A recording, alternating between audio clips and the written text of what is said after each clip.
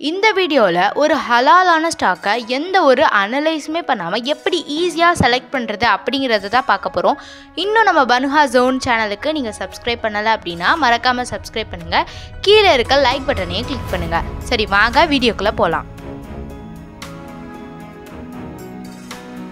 முதல்ல என்னன்னு பார்ப்போம். அதாவது ஆல்கஹால், போன், இல்லாட்டி டொபாக்கோ, இன்னும் சில கேம்பிளிங் அந்த மாதிரி ரிலேட்டடான பிஸ்னஸில் நம்ம இன்வெஸ்ட் பண்ணக்கூடாது. ஏன்னா ஆமான பிஸ்னஸை நம்ம வளர்த்துட்ற மாதிரி ஆயிடக்கூடாது நம்மளோட இன்வெஸ்ட்மெண்ட்.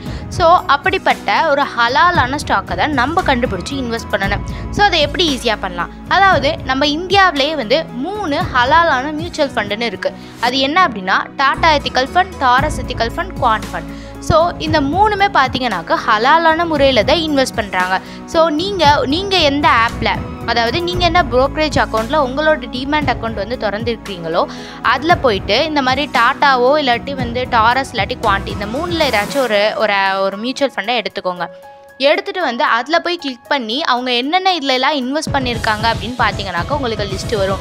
ஸோ அவங்க பண்ண எல்லாமே ஹலாலான ஸ்டாக் தான். ஆனால் எதுக்கும் உங்களோட அனலைசர் இருக்கணும். ஏன்னா நான் ஒன்றும் ஃபைனான்சியல் அட்வைசர் கிடையாது. ஸோ எது பண்ணுறதா இருந்தாலுமே நீங்கள் அனலைஸ் பண்ணி தான் பண்ணணும். ஸோ அவங்க என்ன பண்ணுவாங்க, ஹலாலானதில் மட்டும் இன்வெஸ்ட் பண்ணுவாங்க.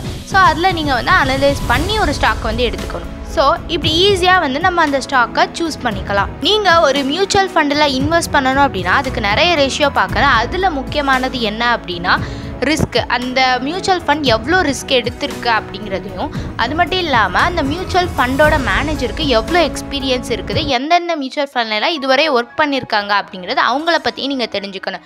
அது மட்டும் இல்லாமல் expense ratio, exit ratio. Expense ratio அப்படிங்கிறது நீங்கள் இன்வெஸ்ட் பண்ணுறீங்களா அதுக்கு மியூச்சுவல் ஃபண்ட் ஒரு குறிப்பிட்ட அமௌண்ட் சார்ஜ் பண்ணிக்குவாங்க.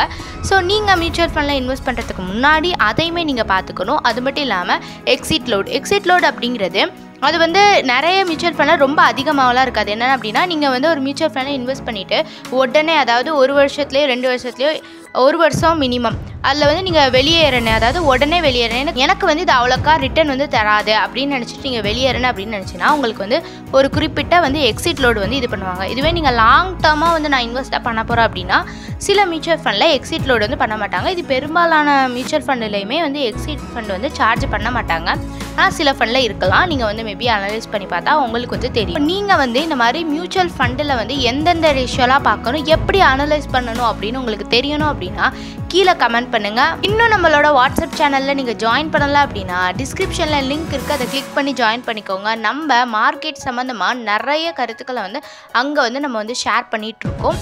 இன்னும் உங்களுக்கு இந்த வீடியோ பிடிச்சிருந்துச்சு அப்படின்னா மறக்காமல் லைக் அண்ட் சப்ஸ்கிரைப் பண்ணுங்கள். அடுத்த வீடியோவில் சந்திக்கலாம். அஸ்ஸலாமு அலைக்கும்.